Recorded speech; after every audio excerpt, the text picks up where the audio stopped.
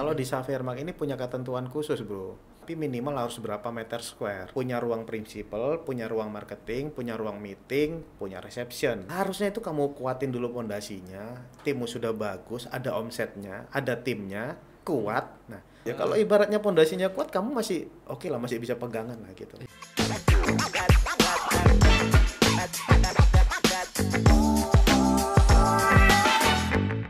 Halo, selamat pagi, selamat siang, selamat sore, dan selamat malam para budak rupiah dimanapun kalian berada. Selamat datang kembali di Open BO bersama saya Antonius Gunawan.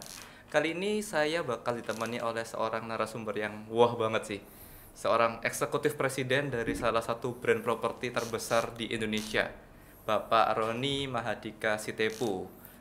Welcome bro. Ya, thank you. Enaknya dipanggil apa nih? Bro, bang, mas, ko, om? Seenaknya aja. Asik. Oke. Ya apa ini kabarnya nih? Kabar luar biasa ya. Luar biasa. Di saat seperti ini kita tetap ini ya. Iya. Minum vitamin. Oh, ya, harus. supaya tetap sehat. Oke, boleh. Nah, ya udah lama ya nggak ketemu ya. Udah setahun lebih kita nggak komunikasi yang intens rasanya. Betul. Cukup lama. Tepatnya nggak ngobrol-ngobrol gini ya, bro. Iya, ya? udah lama banget. Lama-lama. Okay. Terakhir waktu masih jadi eksekutif presiden di bendera yang lama ya.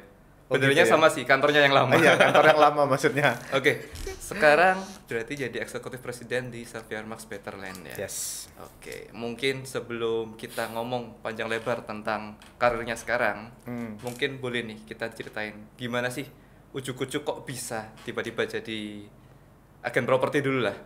Oh, Oke, kalau cerita tentang agen properti ini agak panjang, bro. Nggak apa-apa ya? nggak apa-apa. Waktunya cukup ya? Cukup. ya?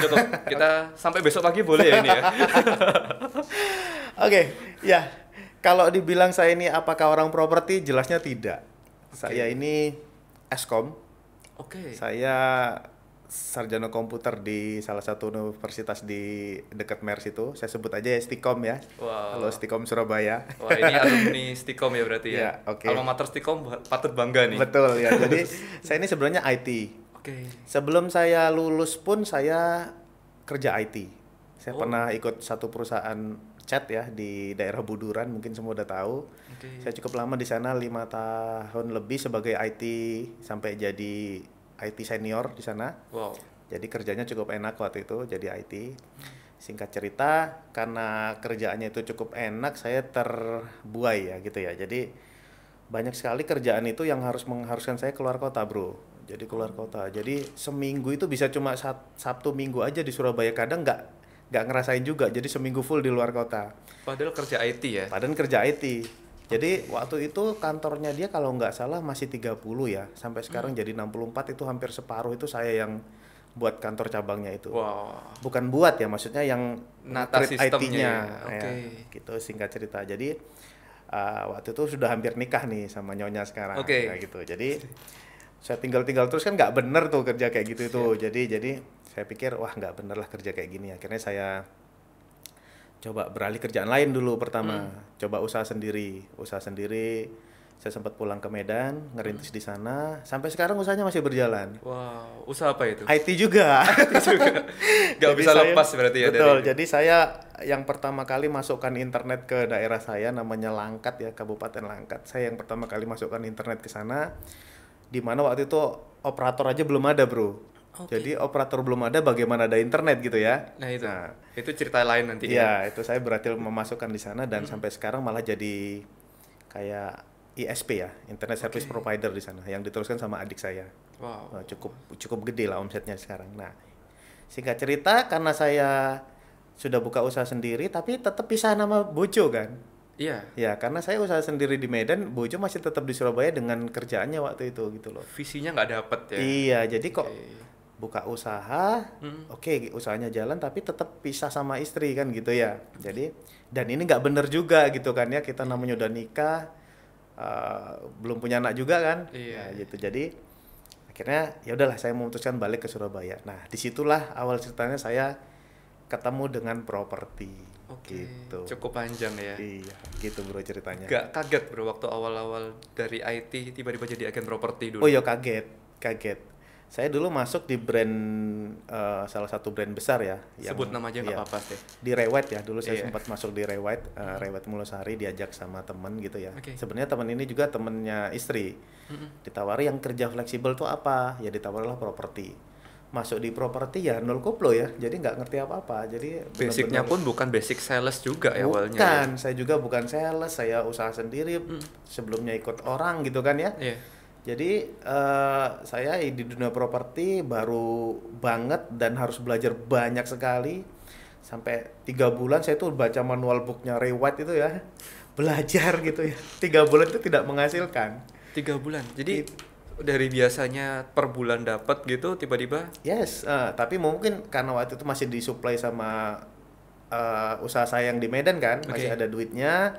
Juga istri masih kerja, jadi masih berani ya. Terus saya gambling bilang sama istri, aku kok yakin ya di kerjaan ini bisa oke lah gitu ya, jadi bisa berhasil lah. Jadi ya terserah kamu lu, kalau kamu yakin ya coba dijalanin. Istri bilang gitu ya. Karena dapat support dari istri kayak gitu, saya makin semangat. Nah, ya udah terus belajar lah di Rewet. Akhirnya jujur ini baru pertama kali closing 8 bulan setelah join, bro. wah 8 bulan setelah join ya, istri di bulan ke 1, 2, 3 masih oke lah ya, karena masih dianggap aku belajar. 4, 5, 6 sudah mulai ngomel. waktu itu sudah berarti kondisi udah nikah ya waktu Udah join nikah, properti? udah nikah. Jadi saya balik Surabaya udah nikah. Jadi mulai ngomel. Ini kamu kerja apaan? Udah 5 bulan, 4 bulan, 5 bulan nggak ada hasilnya kan Nggak gitu ada ya? duitnya. Iya, wajar ya. Terus, Iya, iya. tapi saya bilang, ya aku kan lagi nabur gitu ya, lagi nabur, lagi ya berusaha lah gitu. Tapi saya ingat betul waktu itu saya men-challenge diri saya bahwa di dunia ini saya harus berhasil di dunia properti ya. Saya men-challenge 1 hari saya harus punya minimal 5 listing.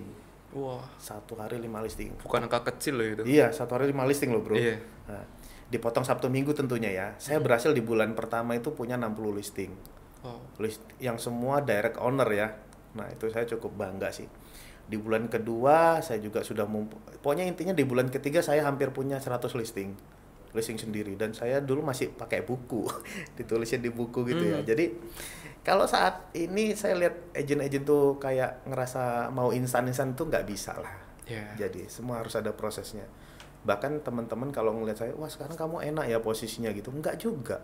Saya ngerintis gitu loh. Saya jalanin. Saya ngantar klien panas-panas, hujan-hujan, Iya. naik sepeda motor. Dulu belum punya mobil ya, masih sepeda motor kemana-mana. Sepeda motor butut lagi, yang dimana kadang-kadang bocor di tengah jalan kayak gitu ya. Itu kan kadang nggak dilihat sama orang-orang ya. Betul. Jadi betul. orang cuma ngelihat enak, wah enak sekarang sudah punya kantor sendiri. Betul. Iya, Jadi punya passive income, punya pendapatan yang pasif seperti sekarang ini, dia nggak tahu gimana perjuangannya kan gitu Iya, ya. iya. Jadi intinya gitu. Jadi saya tetap komitmen di properti. Saya bilang sama istri saya pasti bisa. 8 bulan itu saya closing. Wah.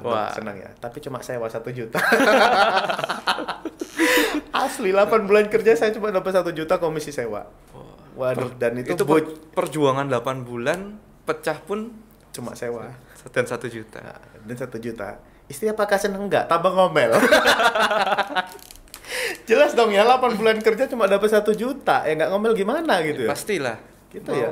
Mau diambil logika dari manapun Nggak masuk gitu nggak kan? masuk. Iya. Tapi ya puji Tuhan di bulan yang sama saya closing langsung dapat 26 juta. Wah. Nah, di situ dia langsung tebelalak tuh matanya. Wih, lumayan ya.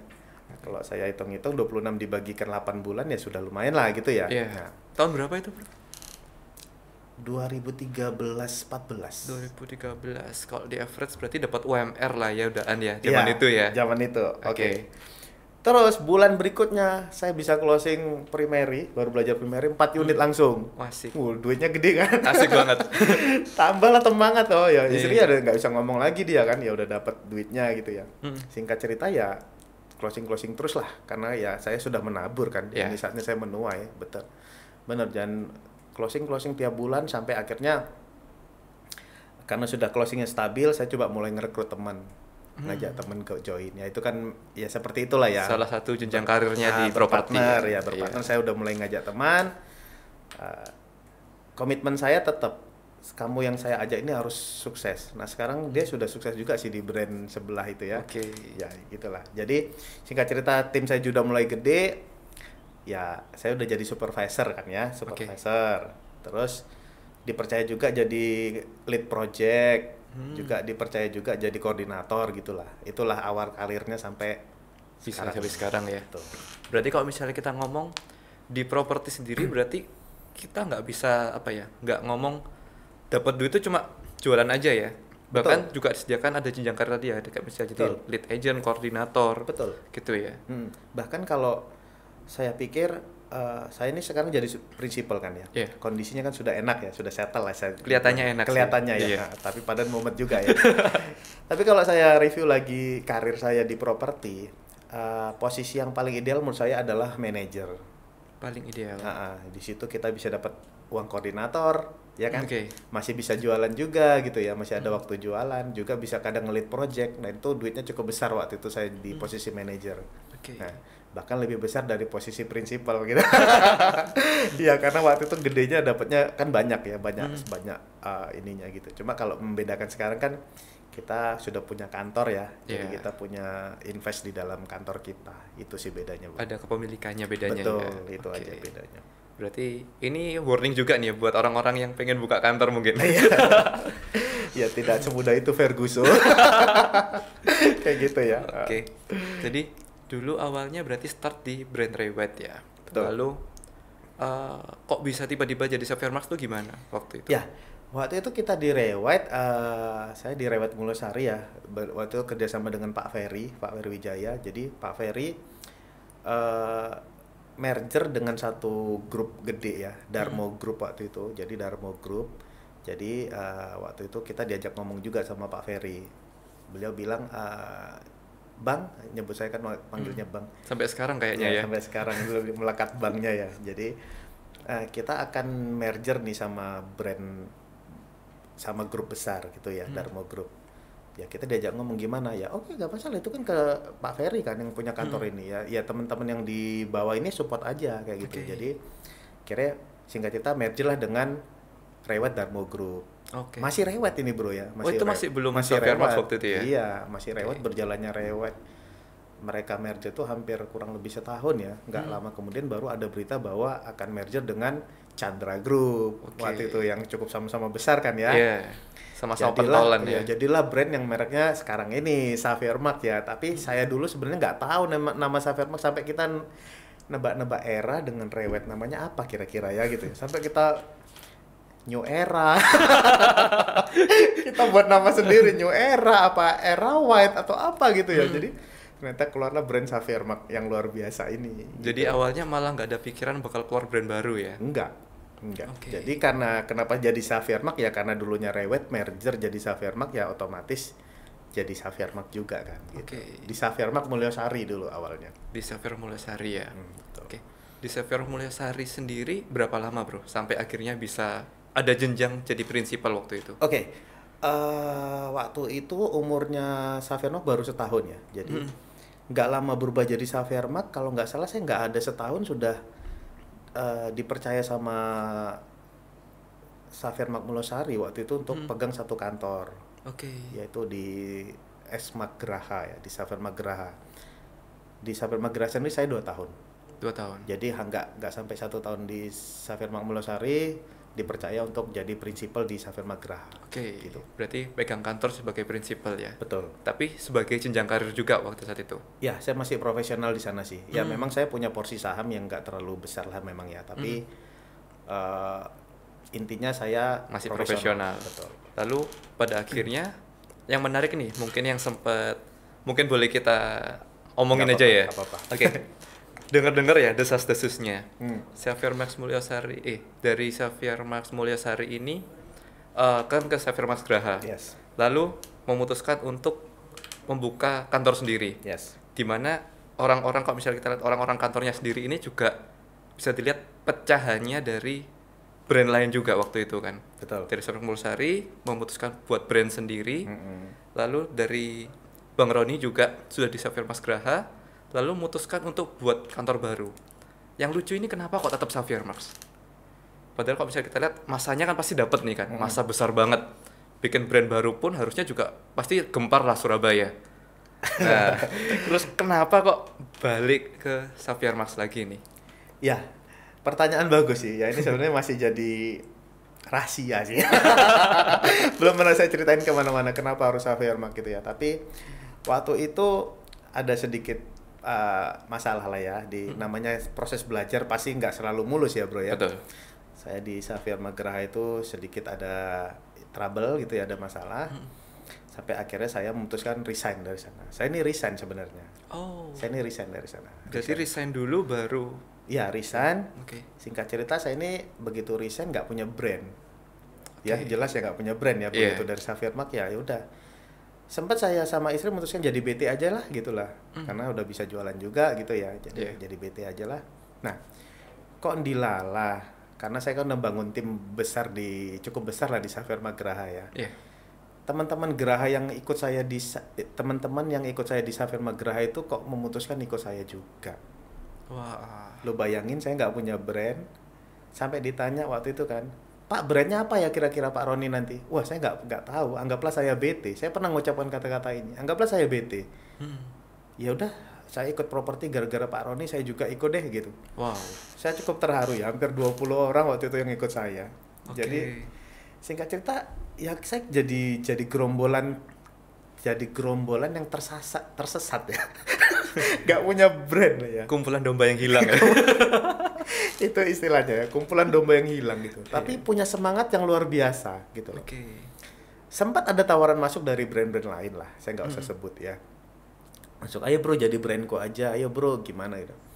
Tapi kok ya mungkin saya juga memang jujur aja cinta sama Xavier Mark gitu ya. Yeah. Jadi kok kelihatannya kok Tuhan buka jalan. Nah di satu momen pimpinan kita di Xavier Mark ada kontak saya gitulah. Oke. Kontak saya bilang, bro ada waktu. Oh ada ko, saya manggilnya kan ko ya. Nah, jadi boleh kita ngobrol-ngobrol gitulah singkat cerita. Oke. Akhirnya ya udah saya ketemu dengan beliau. Akhirnya sudah ya udah jadi Xavier Mark aja kalian gitu. Wow. Tapi waktu itu saya jujur aja belum punya duit ya. Belum punya duit. Nah, kok dilalah. Oh, jadi sebelumnya saya sempat tercecer itu, saya ngontak teman lama lah yang sudah buka brand ya, namanya Betterland. Mungkin kamu tahu juga ya, ada Pak Freddy yang udah buka Betterland. Merapatlah saya ke dia. Ya udahlah, gerombolan ini daripada tercecer gak jelas, saya ajaklah join di Betterland. Betterland ya. Betterland. Nah, waktu itu setelah diajak ketemu sama pimpinan ini tadi, sama Kodan ya. Jadi waktu itu saya bilang sama Pak Freddy, mau nggak jadi SM gitu loh. Balik kandang ya. Mau nggak jadi SM? Wah, waktu itu tawarnya cukup berat ya. Jadi nggak semudah yang saya perkirakan. Langsung Pak Freddy bilang, oke saya mau gitu. Enggak. Rupanya kan Pak Freddy punya tim sendiri, punya manajemen sendiri di Betterland kan. Sudah jadi brand sendiri, ya kan? Sudah jalan sendiri juga. Jalan sendiri juga hampir 2 tahun waktu itu. Jadi singkat cerita, jadi Pak Freddy bilang, tak discuss dulu ya bro sama manajemen gitu ya. Jadi ya tak kasih tau lah, untungnya bakal kayak apa, jadi kedepannya bakal kayak apa, nanti kita bakal kerjasamanya kayak apa, saya ceritakan semuanya lah. Jadi mungkin dia tertarik sehingga dia fight ke manajemen, tadinya reject bro. Oh, Manajemen reject, jadi nggak ada yang tahu ceritanya ini. Iya. Jadi manajemen tuh rejectnya bahwa ya pikirkan lagi lah, kita udah punya brand sendiri, ngapain harus jadi SM gitulah ceritanya. sudah punya merek sendiri, ngapain ikut orang lagi gitu Betul, ya? ngapain ikut orang lagi, justru besarkan aja kenapa merekmu ini kan gitu ya. Nah, singkat cerita, terjadilah deal bahwa dengan syarat bahwa Pak Freddy bilang Betterland-nya jangan hilang. Oke. Ya. Iya, Seru iya. ya, Betterland Iya. jangan hilang. Baru tahu saya ini. Nah, waktu itu ya sudahlah, saya fight lagi ke Xavier Mark. Saya mau tapi pakai nama brand Xavier Mark Betterland. Oke. Oh, no problem, nggak ada masalah ya. Terjadilah Akhirnya baru deal di situ ya. Xavier Mark Betterland. Yang waktu itu awal-awal join sudah langsung 40-an orang ya bro ya. Iya. Jadi sudah jadi tim yang besar sih. Itu yang saya mention di awal kan. Saya Betul. lihat sih anggota di awal kan sudah cukup gede ya. Betul. Andai kata mau digas dikit aja tanpa embel-embel Xavier Mark pun harusnya udah kenceng Ya, harusnya. atau saya bergabung dengan Betterland dan membesarkan Betterland, kan bisa juga seperti Bisa, itu. Nah, bisa. karena waktu itu juga ada teman-teman dari Mulosari yang sempat resign juga ya. Mungkin Oke, dengan iya. Pak Hoki dan Pak Felix dan timnya.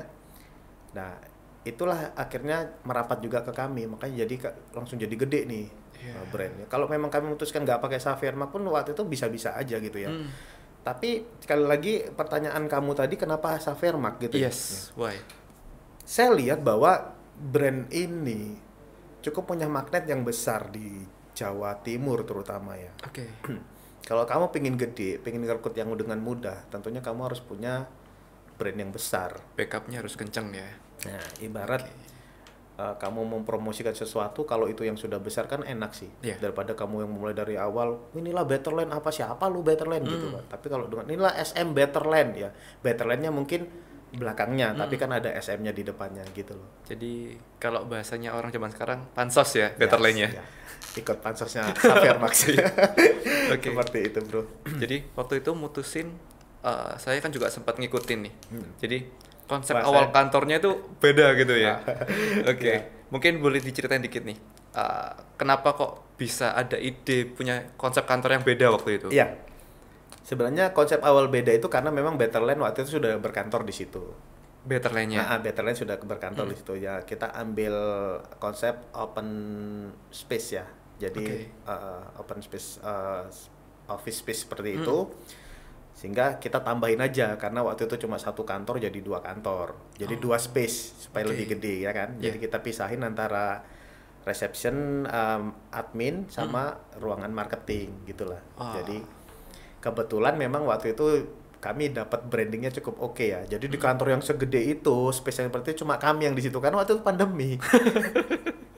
Jadi bisa dibilang gel space kantornya kita yang sekarang ini jadi Point, Yes. SM Point kita buat di sana. Itu jadi kayak kami sendiri yang punya gitu loh. Jadinya Jadi kami keren bebas banget aja. Bebas aja pernah mau barbekyuan di situ, parkirannya kami Iya. booking, bisa kami lakukan itu gitu loh. Jadi ya branding kami cepat kan waktu itu ya. Iya, betul, betul. Nah, jadi kita bisa branding ini loh kantor kami, parkiran, monggo mau berapa ratus mobil masuk. Kayak Sampai muncul tagline-nya ya. Iya, Jelas jadi- beda itu. Nah, karena kami banyak bedanya dari kantor SM yang lain, muncullah SMBL jelas beda. Berawalnya dari situ, bro. Jadi mungkin bisa dibilang awalnya agak nggak sengaja ya Betul. ke support pandemi. Nah ini Betul. pandemi malah jadi support ya. Iya, jadi banyak berkah sih bagi kami di Betterland saat-saat pandemi. Oke, jadi mungkin di apa ya rasa penasaran saya ya. XM Betterland ini justru muncul di tengah-tengah masa pandemi ya. Banget. Ya kan? Bukan sebelum pandemi di planning buat buka kantor, tapi di tengah-tengah pandemi justru memutuskan Bener, bikin brand baru. betul. Kok nekat, Bro? Ya karena tadi udah kecelakaan ya. Udah sempat masuk ke Betterland. Jadi waktu itu inget nggak kalian bahwa pandemi ini dimulai bulan Maret ya? Bulan Februari Maret kalau nggak salah. Februari Maret. Yes. Disitulah saya pertama kali ketemu sama Pak Daniel juga di situ. Nah, di situ juga lah kita memutuskan buka brand. Sampai akhirnya terpending kan. Bayangkan dari Maret kami baru bisa grand opening di bulan 8. Wah, berarti 5 bulan ini 5 bulan tuh statusnya apa nih? nggak jelas. Ya memang sudah bisa pakai brand SM karena kami sudah sign ini ya, sudah sign kontrak ya. Oke. Untuk pakai brand SM. Tapi grand opening baru bisa dilaksanakan di bulan 8. Karena apa ya, pandemi itu. Oke. Dan syukurnya lagi kami saat itu lagi parah-parahnya pandemi, di bulan 8 itu sudah mulai menurun, akhirnya kami bisa buat offline. Meskipun dengan prokes yang ketat waktu itu ya. Iya. Ya, jadi akhirnya kita bisa ngadain grand opening secara offline. Pertama di saat pandemi. Iya. Catat grand opening offline pertama di saat pandemi kami. Yang lain-lainnya online semua ya. Belum berani. Iya, jadi ada beberapa Ada buka yang di kantor hold malah. betul. Oke. Kami yang berani offline pertama. Tapi dengan prokes yang ketat sih waktu itu. Bener-bener jelas beda ya. Dan jelas nekat. Jelas nekat. Oke, jadi berarti waktu di awal tuh yang ngumpulin orang-orang yang sekarang jadi dedengkotnya Betterland ini dari siapa? Ide awalnya? Sebenarnya gini, karena waktu itu saya sempat udah pernah ngerasakan jadi jadi prinsipal lah ya, Iya. jadi prinsipal. Jadi karena yang ketemu kan saya ngambil brandnya Betterland, istilahnya kan gitu ya. Iya. Betterland dijadikan SM kan gitu ya. Atau ya singkat cerita kan Pak Freddy waktu itu juga udah jadi prinsipal di sana ya kan. Ya. Saya waktu itu sempat nego. Ya udah, saya di belakang layar aja. Saya nggak usah jadi manajemen. Nah gitu ya, saya nggak usah jadi manajemen, tapi saya udah di belakang layar aja lah, jadi agent biasa gitulah. Oke. Tapi mungkin saya punya saham di Betterland kan gitu ya, tapi saya tetap di belakang layar. Tapi kok sepertinya waktu itu Safir Bank Indonesia ngelihat bahwa sebenarnya yang harus pegang Betterland, SM Betterland ini adalah kamu gitu, saya yang ditunjuk sama Safir Bank Indonesia. Kenapa? Karena kan sistemnya SM ini kan berpartner ya. Safir Bank Indonesia berpartner dengan kami. Saya nggak tahu apa yang menjadi pertimbangan Safir Bank Indonesia sehingga diputuskan kalau menurut kami kamu aja jadi prinsipalnya tetap. Oh. Gitu. Jadi saya sampaikan juga ke manajemen Betterland. Ya mereka support.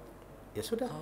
Ya mungkin memang benar kamu punya pengalamannya segala macam gitu. Singkat cerita itulah makanya kenapa saya dipilih lagi jadi pimpinannya di Betterland. Jadi presidennya lagi ya. Jadi presidennya lagi. Asik loh, jadi prinsipalnya Xavier Marks tuh pakai embel-embel presiden ya. Siap Pak Pres. presiden. Iya, gitu bro. Oke, jadi kalau misalnya kita lihat ya, banyak sekali bisnis yang gugur ya. Kita ngomong dari kacamata bisnisnya aja nih sekarang. Banyak sekali bisnis gugur tengah-tengah masa pandemi. Cuman kok bisa Betterland secara anomali malah kayak rising star gitu loh. Baru berapa tahun tapi armadanya sekarang udah ratusan ya harusnya ya. Sekarang kita di grup sudah terdaftarnya 170 ya. 170 dalam waktu setahunan.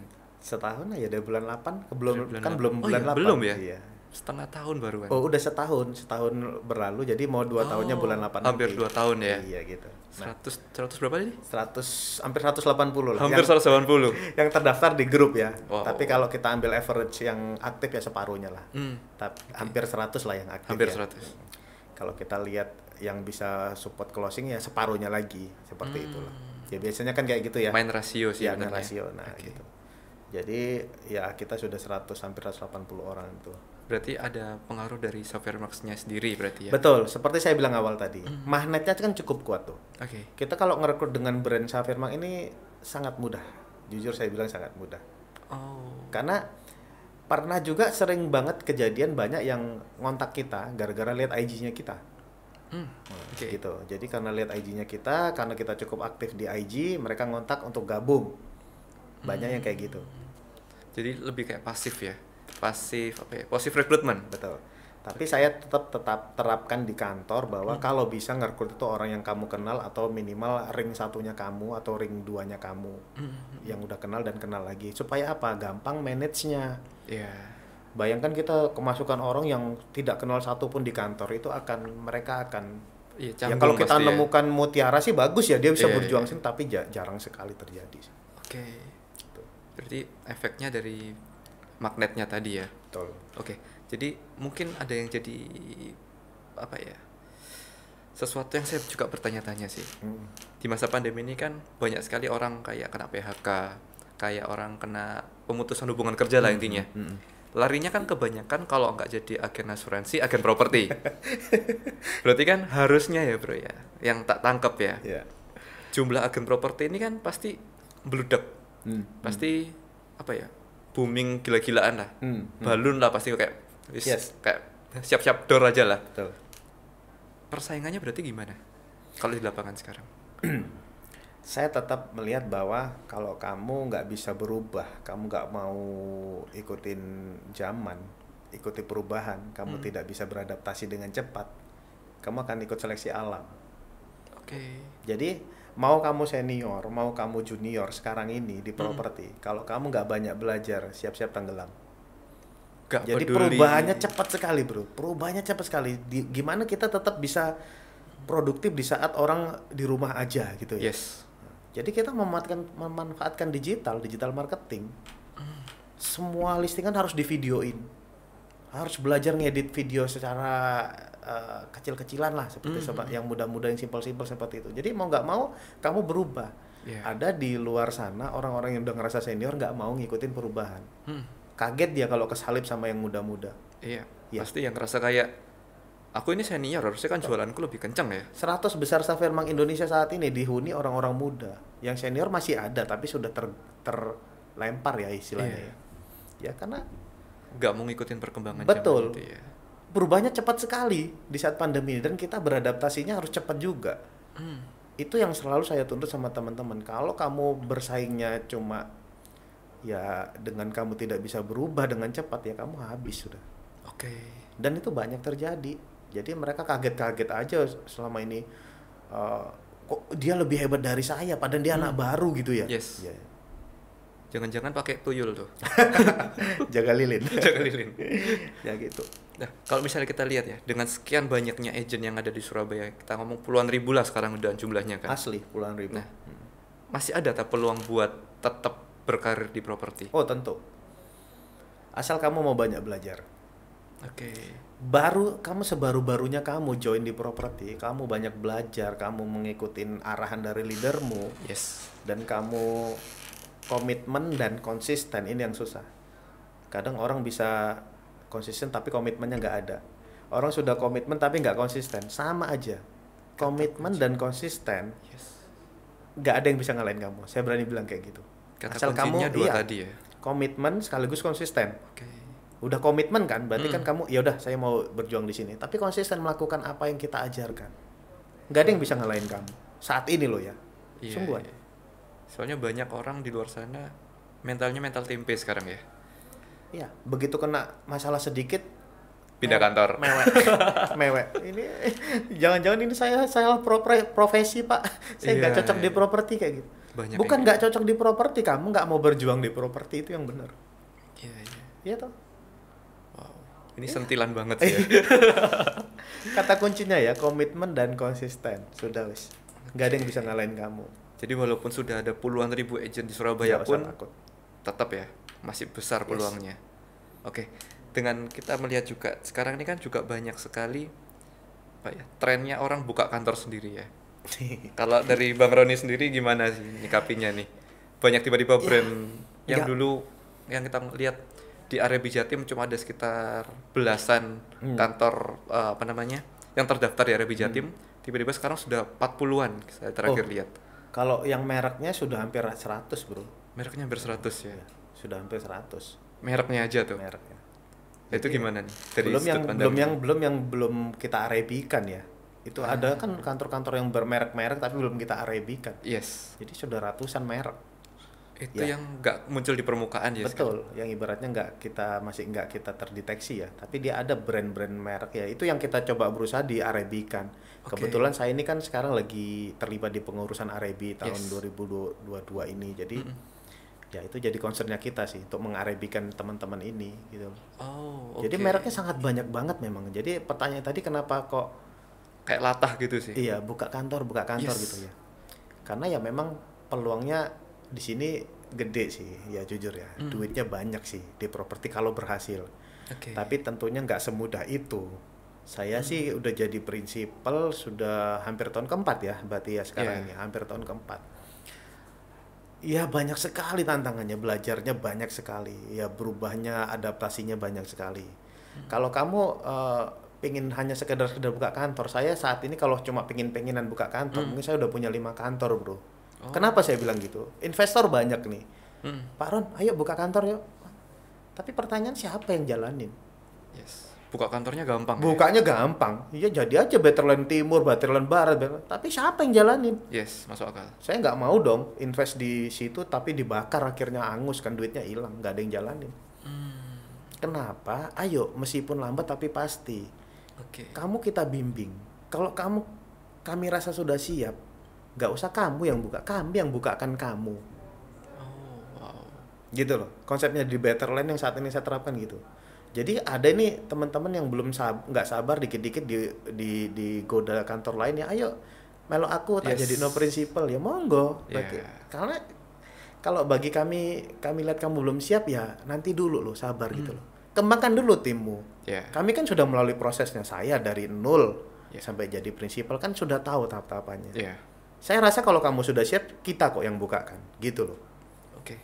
Terus kenapa sih orang kok banyak yang gatel buka kantor? Ya karena ngelihat peluangnya tadi besar duitnya, ngelihat orang-orang yang sukses tapi nggak ngelihat di dalamnya kayak apa. Ngelihat manisnya aja Iya. ya. Jadi jangan salah kalau kamu punya kantor, akhirnya nggak jalan, cuma kamu sendiri yang bisa jualan, umurnya cuma 1-2 tahun kantormu ya nggak salah, karena pondasinya nggak kuat.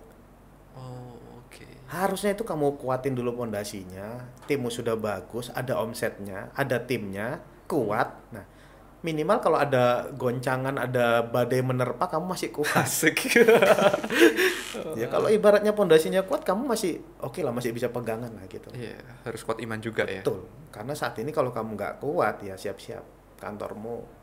Ya, badai itu selalu ada. Pasti. Oke. Berarti kalau dari pengalamannya Bang Roni sendiri, hal terberat apa sih yang pernah Bang Roni alami sebagai prinsipal? Di saat harus memutuskan sebenarnya dia masih layak gitu ya di properti, tetapi dia melakukan kesalahan yang saya harus ngasih apalah punishment lah seperti itu. Sampai detik ini saya belum pernah ngeluarin orang, bro. Sampai detik ini. 4 tahun hampir saya di properti, saya belum pernah ngeluarin orang. Paling ujung-ujungnya dia keluar sendiri. Oh. Itu paling berat menurut saya, karena sering sekali saya harus diambang kegalauan gitu ya, untuk memutuskan orang ini harus saya keluarkan gitu loh. Itu yang menurut saya paling berat, karena saya takut melakukan kesalahan. Karena kalau sampai saya memutuskan dan ternyata itu sumber mata pencarian dia ya, rezekinya dia harus saya putuskan, saya takut kali. Itu yang membuat saya sampai sekarang Belum pernah ngeluarin orang sama belum sekali. pernah ngeluarin orang sampai detik ini. Ya paling ujung-ujungnya dia udah nggak nyaman, akhirnya keluar sendiri dan resign sendiri. Oke. Itu sih. Wow. Jadi jangan sampai lah kita melakukan kesalahan ya. Saya benar-benar menimbang kalau masalah lain tuh pasti selalu ada lah. Betul. Nah, tapi dengan berjalannya waktu, saking banyaknya belajar, kita jadi punya insting lah, harus memutuskan masalah dengan cepat, dengan lambat gitu. Kita pertimbangannya seperti apa, kadang-kadang sudah jadi banyak belajarnya gitu loh. Oke. Gitu sih. Paling berat di situ ya. Ya. Masalah paling besar misalnya sampai seorang Bang Roni pengen apa ya? Segalau itu mau ngeluarin orang tuh biasanya sebesar apa sih masalahnya? Ya kalau dia ini sebenarnya saya selalu kalau hampir ngeluarin orang itu saya peringatin. Itu yang saya lakukan. Saya kasih peringatan. Oke. Udah saya peringatin masih tetap ngelakukan. Diulang, kok nggak ada berubahnya. Kadang makin parah gitu ya. Jadi ya itu yang bagi saya berat, ini enaknya diapain gitu. Sedangkan saya bilang tadi saya nggak pernah ngeluarin orang. Iya. Kalau kita biarin ya masih ada di situ. Ibaratnya kelilipan tapi masih ada di situ gitu ya. Gatal-gatal sendiri. Gatal ini bikin dibuat aja gitu loh. Tapi ya itulah menurut saya yang susah. Kalau ditanya saya apa yang paling berat selama ini, ya biasanya ini sih bro. Kalau kita sedang nggak cocok sama partner. Kita berpartner hampir 7 orang di Betterland. Wah, banyak banget. 6 orang ya, 6 orang. Akhirnya memutuskan Betterland ini 6 orang yang memiliki lah ya. Iya. Kalau di saat kita tidak cocokan, ini yang sangat gak enak sih. Ya meskipun saya sadar banget di awal kita sudah komitmen sama-sama nih. Kalau ada masalah harus segera diselesaikan. Tapi kan namanya manusia ya. Yes. Tapi ya so far masalah apapun yang terjadi di internal kami tetap kembali ke komitmen awal sih. Ayo diselesaikan. Segera selesaikan Iya, ya. karena kalau enggak ini akan merebak, akan membuat Betterland jadi rusak. Iya. Kongsian orang banyak pusing. Betul. pasti. Pasti punya ego sendiri, pasti punya visinya sendiri. 6 kepala bro yang mikir. Oke. Kalau dilihat jumlah kakinya sih enak ya, 12 kaki. Betul. 6 kepalanya yang pusing. Itu dia. Oke, Bang Roni. Sepengetahuan saya, mungkin boleh dikoreksi kalau saya salah ya. Musuh terbesar dari agen properti itu kan secret selling ya. Yes. Gimana Bang Roni menyikapi kalau misalnya fakta secret selling kan tidak mungkin kita musnahkan dari kantor. Sedikit banyak pasti ada yang diam-diam ngelakuin. Dari Bang Roni sendiri gimana nih? Gini, kalau untuk masalah ini memang kami cukup tegas ya di Betterland. Setiap agen yang baru bergabung atau yang sudah bergabung, selalu kami kasih rule utama yang harus tidak boleh dilanggar sama sekali adalah melakukan secret selling. Gimana kalau ketahuan, kami keluarin. Ini sudah komitmen dari awal. Kalau ketahuan? Kalau ketahuan pasti akan kami keluarin. Nah, oleh karena itu apa ya istilahnya, himbauan untuk tidak melakukan ini selalu kami gaungkan sih bro. Selalu kami gaungkan. Sedikit banyak, kalaupun tidak saya melakukan, paling nggak leader di kantor saya titipin untuk menyampaikan ke timnya. Gitu. Tapi Ya, saya namanya belum tahu ya, tapi so Yes. far sih belum pernah kejadian sih di Betterland. Belum Oke. pernah kejadian. Semoga nggak ada ya. Ya, semoga nggak ada lah. Tapi karena mereka sudah tahu resikonya ya. Kalau sampai ketahuan pasti akan saya keluarkan. Oke. Karena saya nggak mau melihara orang yang nggak jujur sih. Iya, iya. Ngapain gitu loh. Benar. Malah jadi bom waktu sendiri ya. Jadi momok ntar. Ya, mudah-mudahan nggak pernah ada lah di Betterland. Amin, amin. Karena kalau sampai pun kamu kesusahan, ngomonglah sama kami. Karena enaknya di Betterland itu, kayaknya bukan promosi ya. Jadi Promosi ya nggak apa-apa. di Betterland ini bukan kami koperasi simpan pinjam, tidak gitu loh. Tapi kalau di saat kamu kedesak banget gitu loh, tapi kamu sudah ada closing yang tinggal nunggu komisi, ya bicarakan aja sama kami. Kami pasti mempertimbangkan lah, gitu loh. Dibantu proses dulu Betul, ya. kayak gitu. Oke. Ya. Dan satu lagi, di tempat kami kalau closing cairnya itu nggak sampai 2 jam bro. Astaga.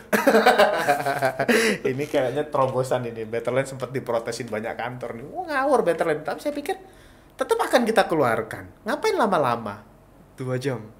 Nggak kecepatan tuh, Itu bro. pun gara-gara apa? Adminnya kadang nggak baca WA. Begitu dia baca WA, kadang buat laporan, saat itu kita proses, kita cek, kita hitung dan udah benar, langsung ditransfer, nggak sampai 5 menit. Wah. Komisi masuk dari vendor, dari developer, nggak sampai 5 menit. Selama dia nulis laporan by WA aja, laporan transaksi by WA, kita langsung cairkan. Langsung. Langsung. Nggak sampai 5 menit kadang-kadang. Asik. Menarik ya. Tercepatnya kita nggak sampai 5 menit, paling lamanya kita mungkin ya lebih dari 2 jam dikit lah. Transaksi kelar 5 menit cair. Wah, duit tok itu. Jadi ngapain kita tahan-tahan? Oke. Toh akan kita keluarkan. Yes. Kecuali dalam kalau kita tahan 2 minggu, nanti 2 minggu lagi berkurang. Enggak kan? Iya. 2 dekade Iya. berbunga ya beda jati. Ngapain? Oke. Jadi kalau misalnya kita ngomong lagi ya. Tadi habis ngomong masalah secret selling. Nah, tadi sempat Bro Roni ngomong masalah leader-leader ya. Berarti ada kaderisasi juga di dalam sana. Oh, sangat. Wah. Sangat. Kita, karena gini ya, saya ngerasakan step-stepnya ya. Yes. Dari agent biasa, naik jadi supervisor, bisa jadi koordinator, bisa jadi lead agent, jadi manager, bahkan jadi principal. Apa Yes. yang nggak pernah saya lewatin? Semua sudah saya lewatin. Oke. Setiap masalah di mana kalian hadapin, saya udah pernah hadapin. Yes. Benar ya? Betul. Ya. Sampai di level ini saya dapat duitnya sekian gitu. Jadi saya bisa ngecap ke mereka. Jadi kaderisasi itu penting. Iya, iya. Iya. Kenapa di Betterland ini ya timnya itu ya dari atasnya ke bawahnya itu cukup tersampaikan istilahnya gitu. Gara-gara apa ya? Kaderisasi kita memang kita siapkan. Dari awal memang sudah Yes. disampaikan seperti itu Betul. ya. Oke, menarik ini. Kalau misalnya kita ngomong agen properti itu kan nggak digaji bro ya. Betul. Untungnya apa jadi leader? Untungnya apa jadi leader? Nah ini di sistemnya SM ini ada istilahnya overriding fee. Oke. Overriding fee itu adalah dari jatah kantor. Nah, jadi kan pembagian komisi 50-50 dari Yes. jatah kantor. Kalau ini transaksi secondary itu bisa dapat leadernya dapat 7, dapat 2% sama dapat 1%, hampir 10%, Bro. Oke. Operating fee-nya. Itu diambil dari jatahnya kantor. Betul, Ya? kalau kamu sudah di level director, XDD ya. Jadi punya manager, punya supervisor, sampai punya bawahan, kamu bisa dapat 10% Wah, totalnya. menarik. Bayangkan ya, yang closing itu bawahnya gitu ya, dapat naik terus sampai ke kamu. Justru yang rugi kantornya ya. Kok mau kantornya bikin kayak gitu? Iya, karena kita ngeluarin kalau ada transaksi. Kita kan sudah hitung tuh.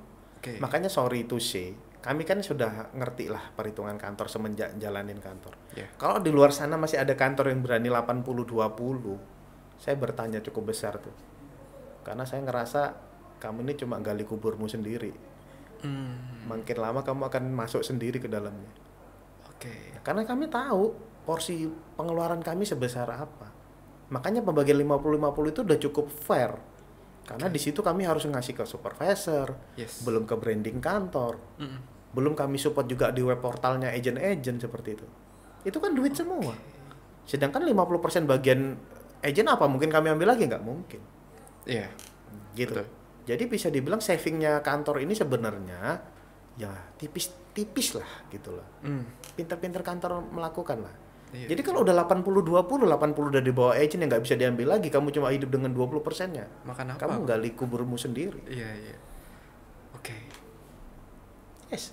Wow. Saya berani bilang 80-20 itu udah nggak mungkin. Kalau kamu lakukan itu berarti kamu nggak punya kantor lah. Iya, iya. Ikhlasin aja duitnya ya. Oke, menarik sih. Jadi ini juga ada satu pertanyaan yang sempat dilontarkan sama salah satu teman saya juga, seorang PT. BT. PT. Oke. PT ini kan masih cukup banyak juga populasinya, Banyak sekali. banyak sekali. Yang jadi pertanyaan itu, kenapa harus bagi kantor? Untungnya apa buat agent? Kenapa harus bagi kantor? Apa untungnya buat agent? Kan mereka pasti mikirnya gini, aku yang kerja kan, aku yang pasang banner, Yes. aku yang cari orangnya, aku yang deal-dealan juga. Kantor diam-diam dapat. Apa untungnya buat aku? Yes. Pemikiran ini pernah juga saya pikirkan meskipun saya udah pernah jadi agent dulu. Yes. Yes, saya udah pernah. Mungkin karena ngerasa bahwa ini juga salahnya kantornya sendiri sih menurut saya. Kalau sebuah kantor tidak pernah support agentnya, jangan sampai agentnya itu ngomong kayak gitu. Apa untungnya kantor nggak ngelakuin apa-apa? Ya. Tapi jujur di Betterland nggak pernah ada kata-kata kayak gitu karena apa? Mereka sadar kantor ini memberikan segalanya buat mereka. Dengan batasan-batasannya. Web portalnya kami support. Jalan-jalannya kami ada. Leadershipnya kami jalankan. Seperti itu. Karena bagi kami kalau kamu sampai kepotong 50%, kamu jangan sampai ngerasa dirugikan gitu. Ya. Karena ini toh kami kembalikan ke kamu lagi sih. Apalagi yang closingnya gede gitu sampai Betul. ratusan M. Betul. Misalnya dapatnya kita langsung 500 juta misalnya gitu ya. Yes. Kantornya dapat 500 juta. Ini kan udah jadi bukan murni keuntungan buat kami semua. Kami sudah siapkan pos-pos ini bakal jadi untuk kesejahteraan kantor juga, kesejahteraan agent juga seperti itu. Iya. Ya kita bisa kalau omsetnya gede ya kita tadinya jalan-jalan ke Jogja ya mungkin ke Bali. Lebih gede lagi mungkin ke luar negeri. Iya. Kan kayak gitu. Oke. Jadi jangan ngerasa bahwa kamu enak banget kantornya kepotong 50%, itu kami kembalikan kok. Ya nggak semua kantor melakukan itu, makanya kalau sampai ada agent yang ngomong protes gitu ya jangan salahin. Oh. Cuma meres keringat agentnya aja istilahnya kan. Ah. Nah, seperti itu. Berarti andai kata ada pikiran seperti itu, yang salah siapanya? Kantornya. Kantor asal si agentnya itu berarti. Gak ada lagi yang salah. Buktinya apa? BT-BT yang join sama kami ngerasa lebih baik join kantor. Walaupun dibagi kantor. Betul. Banyak BT yang join ke kami. Setelah join ke kami karena tahu pembagian 50 bukan makin protes enggak. Sadar kok mereka iya kantor ini memberikan banyak hal buat kami. Oke. Gitu. Jadi ya BT-BT yang join di kami ya boleh ditanya dah. Nanti sekali-sekali mungkin jadi narasumber. Yes. Ngerasa bahwa jadi enak kok setelah join kantor. Malah nggak dirugikan ya? Nggak ngerasa dirugikan. Oke. Bahkan diuntungkan. Kenapa? Karena linknya tambah gede. Listingannya tambah banyak. Oke. Dia punya barang di-share ke seluruh SM. Ah. Cepat lakunya malah ngerasa banyak terbantu setelah join kantor. Oke. Gitu. Jadi BT-BT itu bukan sempat ya? Berarti sekarang banyak yang join di Betterland ya? Banyak join di kita. Nah, sebagai seorang prinsipal apa nggak ada kekhawatiran bro? Andai kata BT-BT tersebut dalam tanda petik main nakal gitu? Enggak. Karena pertama tadi saya sudah bilang juga bahwa kita selalu mendrill mereka jangan lakukan secret selling. Oke. Di awal mereka join pun udah kita kasih tahu tuh, secret selling adalah pelanggaran, bisa dipidanakan.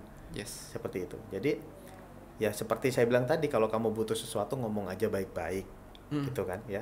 Jadi jangan sampai ngelakukan secret selling karena kalau udah kamu lakukan udah pasti saya keluarin. Sudah bye-bye lah ya? Ya bye-bye, nggak ada babi Nggak ada lagi, ampun. nggak ada ampun ya gitu. Oke. Jadi kekhawatiran kita ngerekrut BT itu asal kita didik dengan baik, saya pikir tidak ada yang perlu dikhawatirkan. Aman ya? Oke. Tadi sempat dibahas juga di Betterland ini ada supportnya juga ya? Ya. Support apa nih yang bedain Betterland sama kantor-kantor? Let's say XM yang lain juga lah. Ya sebenarnya sih so far kalau saya lihat ya SM kantor lain itu melakukan ini ya. Oke. Cuma mungkin yang jadi pembeda kami karena kami semua leadernya Betterland ini mulai dari nol semua. Itu pertama. Yang kedua kami 100% orang properti. Itu yang kedua. Itu mungkin yang membedakan. 100% orang properti ya? Jadi kamu hidupnya memang dari properti. Bukan ujuk-ujuk punya duit buka kantor properti ya? Oke. Gitu. Itu mungkin yang membedakan ya bro ya. Jadi di mana tentunya apa yang jadi sumbangsi kami, ilmu kami transferkan ke teman-teman secara terbuka, secara semuanya gitu. Nggak ada yang kami Transparan aja ya? Oke. Itu yang membuat beda mungkin ya. Jadi mereka ngerasa bahwa ya kami diajari penuh, kami disupport penuh. Kayak gitu sih. Oke. Menarik sekali ya kantornya ya. Makanya banyak yang join ya kali ya. Iya. Mungkin boleh di-spill dikit bro, lokasi kantornya sekarang di mana nih? Yang di Mer kan udah ganti poin. Ya gitu. Jadi dulu kita memang pertama buka di Mer ya, di Gale Space, Oke. di office space yang ada di Mer itu. Puji Tuhan kita sekarang berkembang dan punya kantor sendiri di Basuki Rahmat bro. Jadi di atasnya Transmarket. Transmarket sebelahnya TP ya? Sebelahnya TP, Seberangnya McD. seberangnya KFC. Oh KFC. Ya, ada depan dengan KFC-nya Basra. Lapar tinggal nyebrang. Yes. Cari makan di situ gampang ya. Iya. Buang duit juga gampang. Cari duitnya gampang nggak nih? Mudah-mudahan gampang. Mudah-mudahan.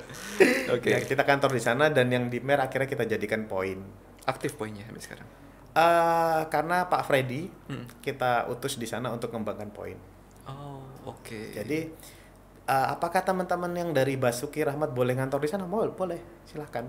Jadi itu memang nggak ada batasan ya? rumah kita juga gitu loh. Oke, menarik ini. Poin ini apa ya, bahasa yang nggak pernah saya dengar di brand-brand lain ya. Iya. Yang saya tahu di brand lain kan cuma buka kantor ya buka kantor aja. Sedangkan di XM bisa ada sistem istilah poin. poin-poin. Poin itu apa sih bro? Poin itu sebenarnya singkatnya aja ya bro. Kalau mendalamnya saya nggak mungkin bisa cerita ya karena ini Siap. sistemnya Xavier Yeah. Jadi poin itu adalah daripada kamu nih buka kantor nanti gulung kuming istilahnya ya. Iya. Belum ada persiapan buka kantor. Alangkah baiknya ayo jadi poin kantor pusat dulu. Ibaratnya persiapan untuk buka cabang. Kita lihat nih, setelah kamu dibentuk poin, kamu hidup enggak? Kalau kamu bisa hidup, ya jadi kantor sendiri. Tapi kalau ternyata belum hidup, masih susah lah di istilahnya di poin. Masih bisa kita selamatkan. Tarik lagi. Tarik lagi. Oke. Gitu. Daripada dipaksain buka kantor dulu, hancur misalnya gitu. Yes. Tutup kan. PT-nya kan tutup. Berarti poin itu tanpa PT ya? Ya, poin ini ibaratnya masih anak perusahaannya kita. Cabangnya cabang. Cabangnya cabang. Oke.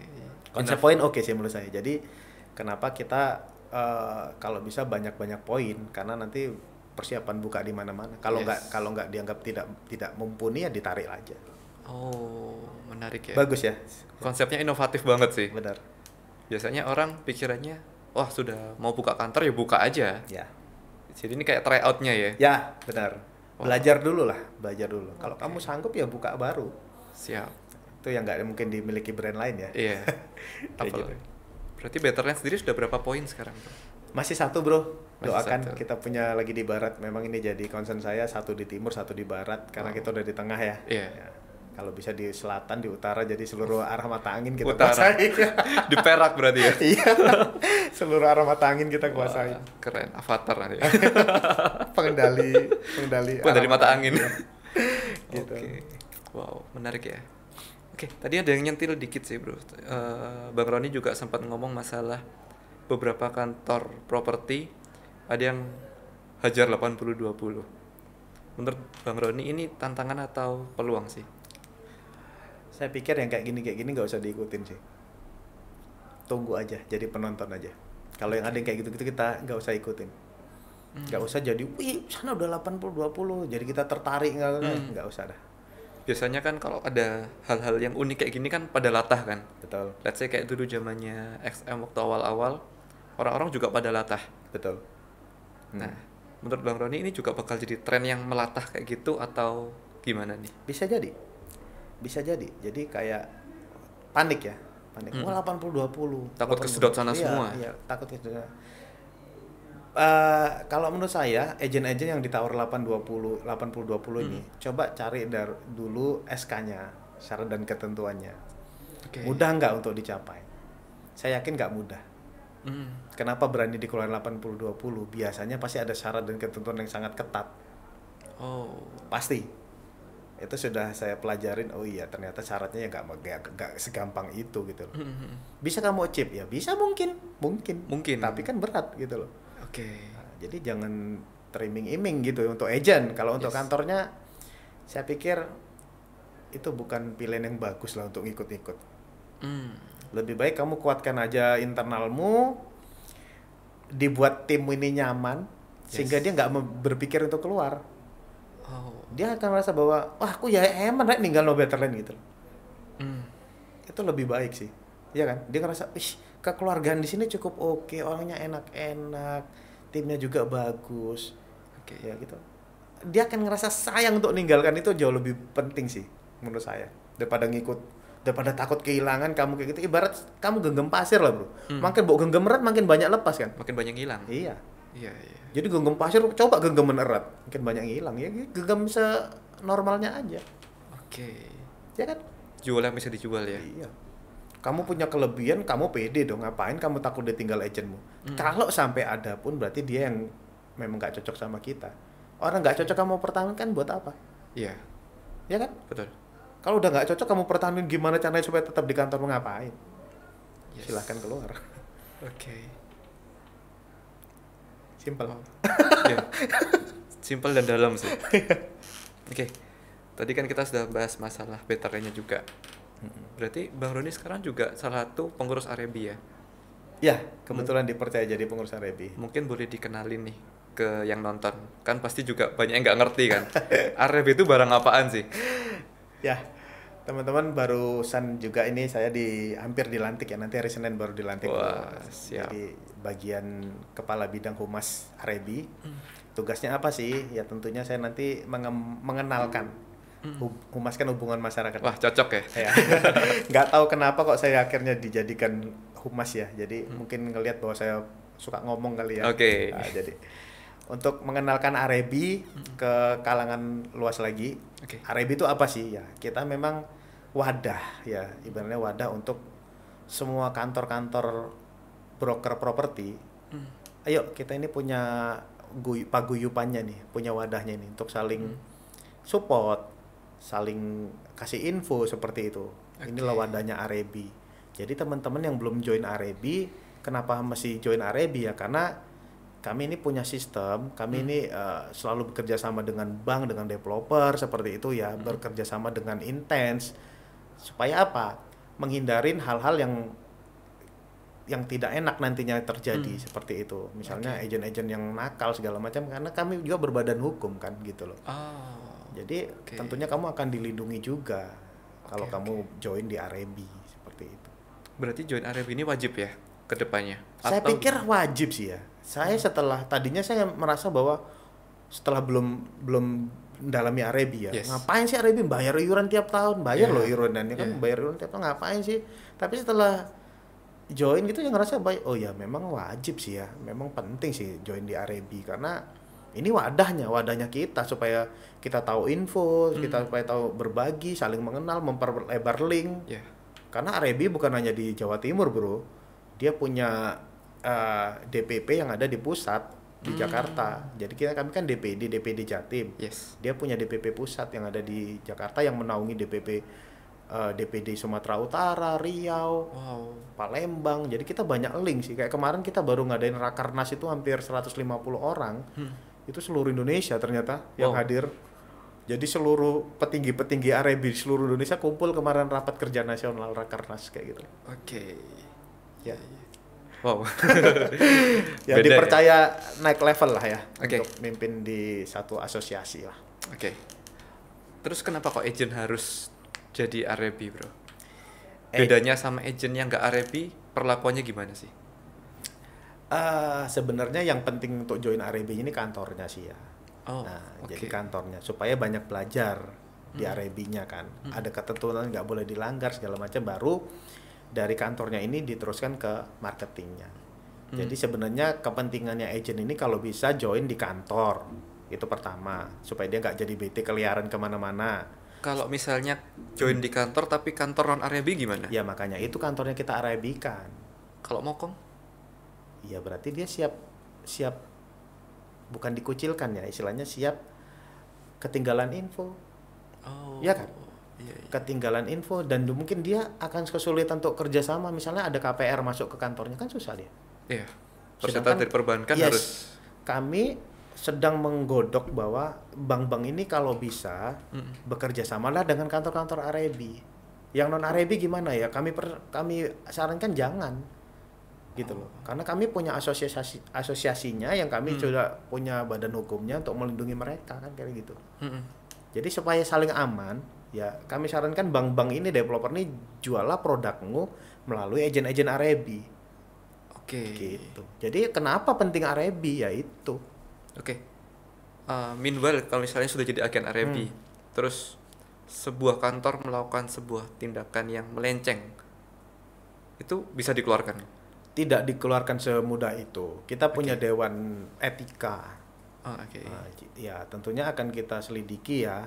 Dewan etika akan melakukan investigasi pastinya ya. Kesalahannya di mana, seberat apa, itu kan masih bisa dibicarakan. Setahu saya nggak sampai pernah ada dikeluarkan sih, kecuali nggak bayar iuran berturut-turut. Udah ya.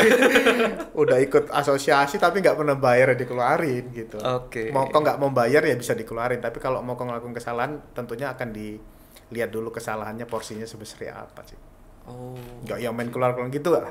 Kita namanya ya itu tadi udah join di satu asosiasi paguyuban istilahnya ya. Ya saling inilah, saling mengingatkan. Kamu salah nih ya. Kalau selama salahnya masih bisa diingatkan ya diingatkan. Sama kayak nggak bayar iuran kan diingatkan dulu. Nggak bisa diingatkan ya baru dibuang. Iya. Oh, oke. Berarti panjang juga ya, berarti andai kata terjadi sebuah pelanggaran sampai dikeluarkan, nggak semudah itu juga ya. Tidak semudah itu. Oke. Kita juga nggak gampang lah ngeluarin.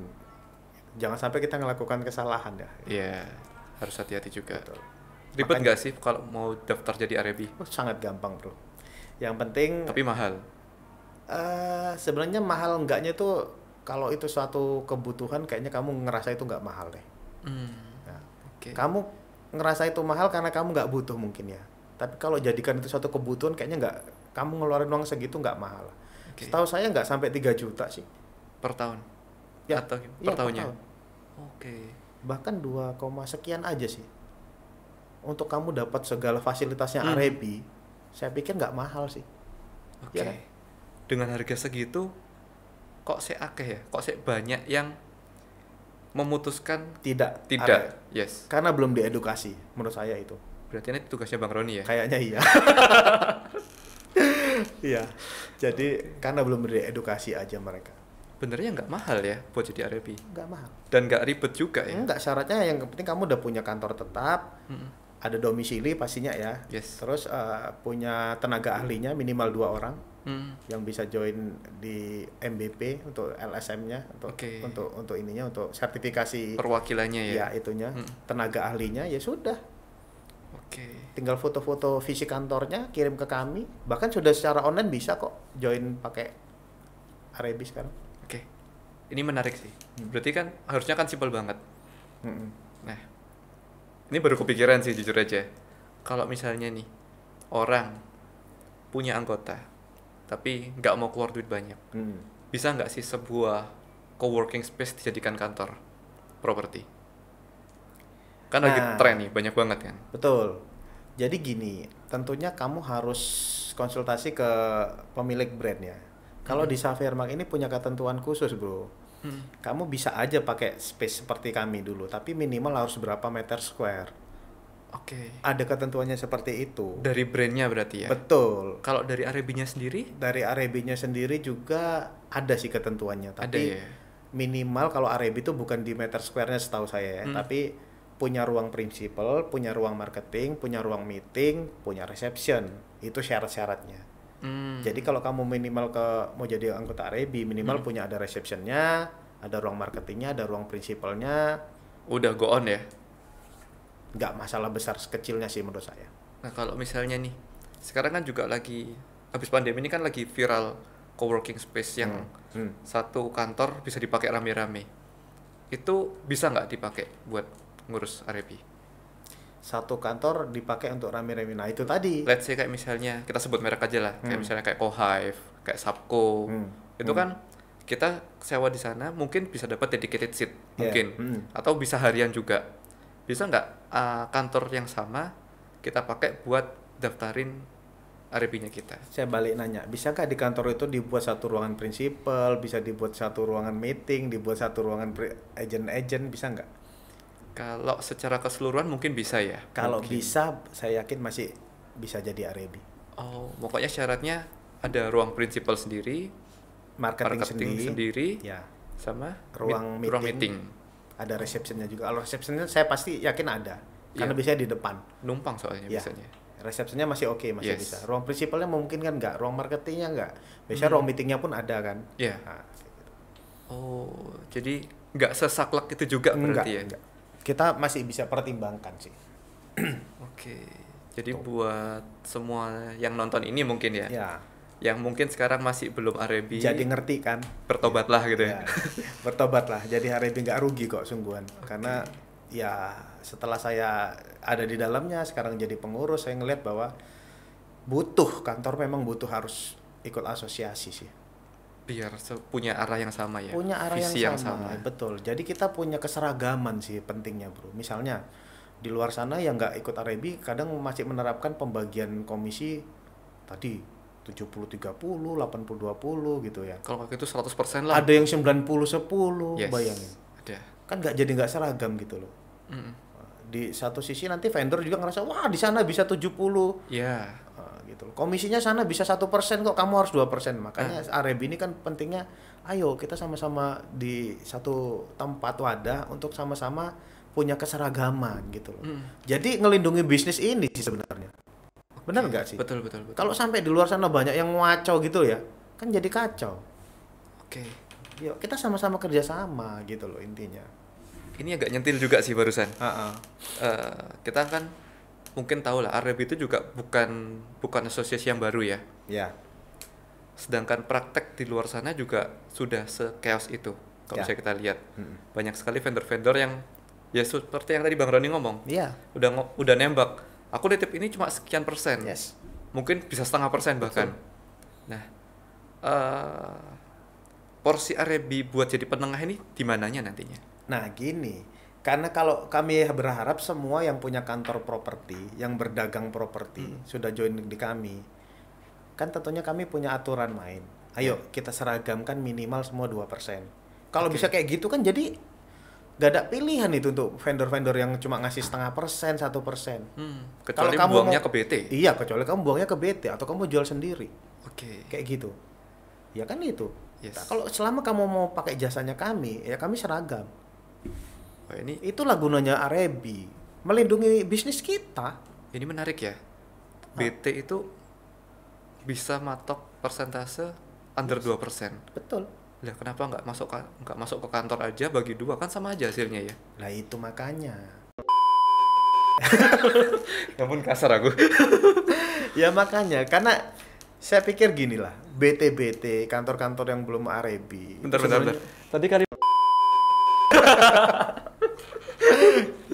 nggak to the point ke orang kok ya, supaya lebih sadar aja lah mereka. Jadi intinya mereka ini yang BT lah, broker tradisional, kantor-kantor yang belum Arebi. Sebenarnya mereka bukan bandel sih, kurang edukasi menurut saya. nggak ada yang Coba diajak ngomong yang benar. Oke. Kita kasih pengertian. Ya kita kasih apa sih untung ruginya gitu ya. Kalau saya pikir lebih banyak untungnya lah daripada ruginya. Kita sebutkan, kita ajari, kita edukasi. Saya pikir kok mereka akan mikir lah.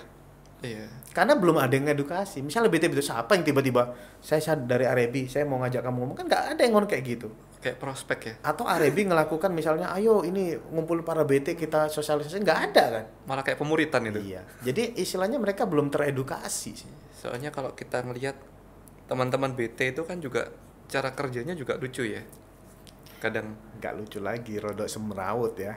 dari satu orang yang punya barang dari vendor, kenal sampai orang ke-20, terus closing. Ya pernah kejadian saya ini sampai 8 jalur ya saya bilang. 8 jalur. Setelah udah mau closing baru, oh Pak, sorry saya taunya dari ini, nanti dia dapat bagian ya Pak. Ah, Coba kasih tahu. Oh ya Pak, saya dapatnya dari saudaranya Pak. Saudaranya dari sini Pak. 8 jalur, Bro. Terakhir ya udah nggak usah lah. loh. Ribet Mau ya? bagi berapa orang? Oke. Ya itu BT kayak gitu. Makanya sekarang kalau dapat barang dari BT, saya teman-teman kantor saya ajarin kasih pertegas minimal 2 jalur aja.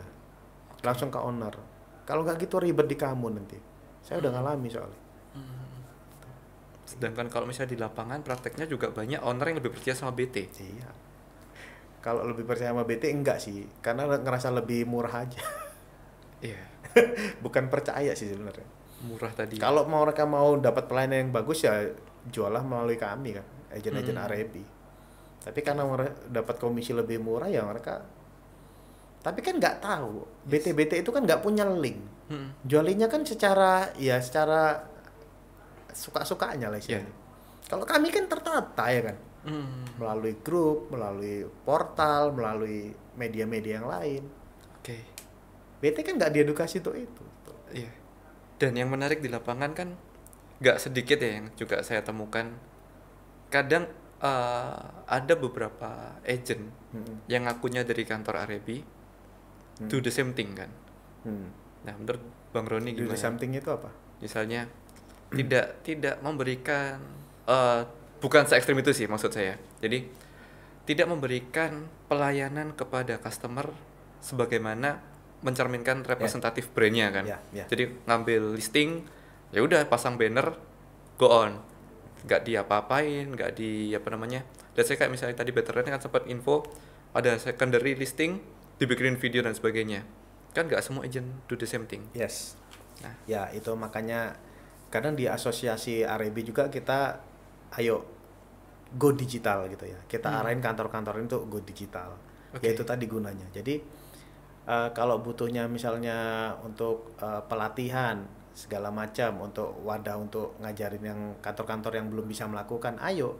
Kadang ada bagian IT kan, ada bagian-bagiannya kan kami di Arebi yes. yang bisa melakukan itu. Jadi sebenarnya kantor-kantor yang udah join di Arebi ini ayo interaktif aja dengan kami. Apa kira-kira kebutuhan kantornya supaya marketingnya lebih profesional, supaya marketingnya lebih produktif dan Iya. lebih pinter-pinter kayak gitu. Kalau Bisa, marketingnya bubble gimana? Diapain ya, Nay? Tapuk gitu apa kan? gimana? Nah, karena seperti saya bilang tadi dia akan tenggelam sendiri. Kan nggak mau ikutin perkembangan. Oke. Wes lah. Hukum alam sekarang ini memang pandemi ini mengharuskan kita jadi kayak punya hukum sendiri. Iya, Hukum iya. alam. Kamu Jadi- tidak produktif, kamu tidak mau beradaptasi, Ya sekarangmu. tenggelam kamu. Oke. Ya terserah pilihan di kamu. Kamu gak dapet duit ya terserah kamu. Berarti tren viralnya agen properti yang membludak ini juga suatu saat bakal decline ya? Bakal terkoreksi sih. Terkoreksi ya? Ya, bakal terkoreksi. Ini lagi bubble banget ya? Ya, lagi terkoreksi pasti. Oke. Pasti akan nanti muncul mana kantor-kantor yang bisa bertahan Yes. karena dia beradaptasi dengan cepat, mana agen-agen yang tenggelam karena dia tidak mau ikut perubahan. Pasti. Tinggal ditunggu aja waktunya. Tinggal ya? ditunggu aja. Ini Jadi seru ini. kita ya kita beradaptasi. Saya ini bisa dibilang kan waktunya mungkin banyak nih setelah ikut asosiasi, ikut ini segala Iya. macam. Ya tetap memikirkan satu hal bahwa apa yang terbaik buat kantor yang sebagai terobosan. Kalau saya masih belum yakin itu jadi satu pemikiran saya diskusikan buat leader-leader lain. Saya punya pemikiran gini, gimana kalau kita gini? Selalu kayak gitu. Oke. Itu enaknya kalau kepala banyak ya? Ya, nggak mikir dewe kan. Gak mikir dewe. Cuma nek kadung ego nih. Nah, kadang ya kalau terjadi perdebatan wajar lah. Ya. Saya yakin lah 6 orang ini pasti tujuannya yang terbaik untuk kantor. Saya Iya. yakin. Cuma jalannya kadang beda-beda, pemikirannya beda-beda. Oke. Gitu. Gimana ya saya sebagai leader mempersatukan. Yes. Ada bayangan nggak nih dari Bang Roni suatu saat bakal hengkang dari Xavier Marks? Halo alam.